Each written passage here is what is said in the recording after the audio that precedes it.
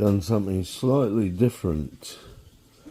I wanted to make some Harry Potter bookmarks, so found these on MakerWorld,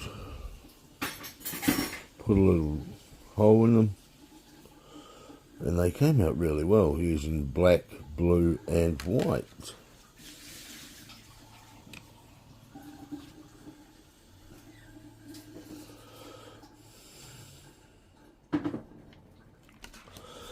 I was supposed to use black, grey and white, but the one I had grey on has been playing up. I've got to change the nozzle on that one, so yeah, but I'm really happy with them.